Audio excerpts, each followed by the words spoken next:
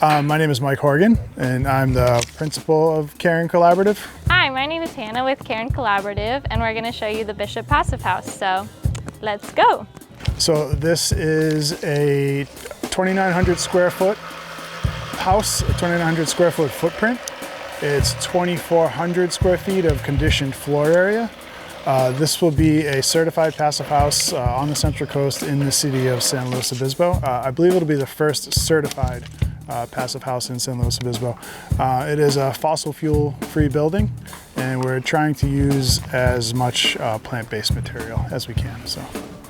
This is our living room. Probably the biggest feature are the two sliding glass doors from Zola Windows and Doors. So we'll have that beautiful view out to Cerro San Luis and the ability to open it up onto the landscaping beyond. Then from the living room, going over to the kitchen. So once finished, this will be an island right here, and then we'll have the sink area, 6 windows, some operable, some fixed up there. Pretty large kitchen space. We'll have an induction cooktop in there since we are not using any gas in the house. So you'll probably notice that this house has a lot of window openings. As we know, there was a large press conference in the last couple days where it was touted that windows in houses and buildings will have to get much, much smaller and perhaps be non-existent. And yet you come out here and we have massive windows in this house. I mean, we have 15-foot wide by 9-foot tall folding glass doors. We have a 6-foot wide by 5-foot tall folding window sitting right above the bathtub that's going to look out into the woods. So we actually have a ton of glass in this house. And that is a goal of any person who's building a custom house. The first thing you do is you come to the lot, you look around, you think about, like, what are the views here? How beautiful would it be to sit inside this house and look out the windows? So obviously, you know, we have views of Cerro San Luis from this lot. But one thing we've done is that a lot of the windows are fixed. So we're gonna get daylight through them, but you don't actually need all your windows to be operable. It's kind of something in the architectural world that we're trying to change.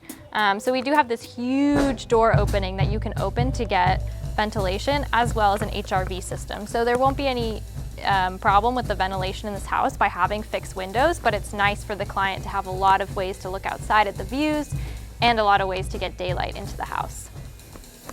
A great thing about a passive house is that you're going to use bigger glass.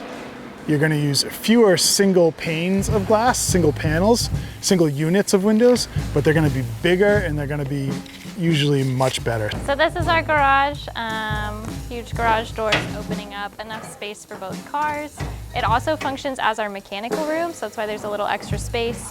So we're gonna have a Tesla battery wall on one side, and then we'll put our stand-in or our ream over here. We're still determining which one depending on price and what the clients want, but that will be our hot water heat pump. Well, a big goal of this project is to not use anything that's too wild.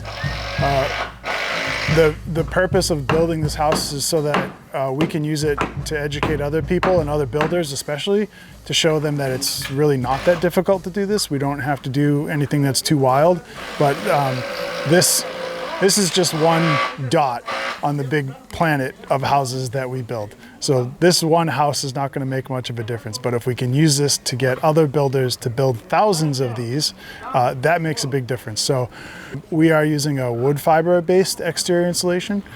We don't have any foams in this house whatsoever. We don't have any petroleum based products in this house whatsoever. So fossil fuel free house with no petroleum products inside or on the outside of the house either. Here we're gonna have another little bathroom, and we're also going to have our laundry room. In the laundry room we have a dog shower. You'll see there's a door to the outside, so that's where the dogs will generally have their space, and then dog shower here. Yeah, so it wasn't just a black and white decision to certify this house as a passive house. It was a decision on the part of the clients to build a very comfortable, very healthy and very clean indoor air quality environment. So their decision was more that they wanted an efficient home, and they wanted an efficient home in terms of energy, but they also wanted an efficient home in terms of the planet. And I am a passive house builder, a passive house consultant, and it just so happens that all of those values come into line building a passive house. Head over to the master suite. Mike is doing a little mock-up, but this will be the master bedroom once finished. Beautiful views. Master closet in here.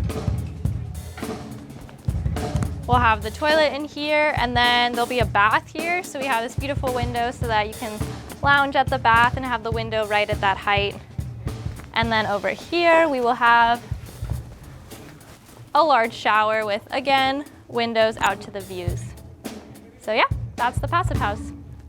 Yeah, what do I want to say to people who are watching for Passive House Open Days? Well, there's probably a lot of homeowners that are interested in the Passive House tours.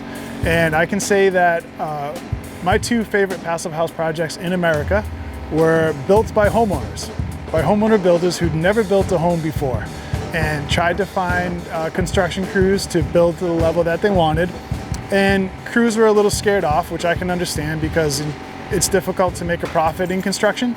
So you usually get a system that works and you like to stick with it. It's rare to find people who, I don't think I've ever done a project that was just like the project we did before. We don't have a system. The system is we develop the best system for each project, each house, each site.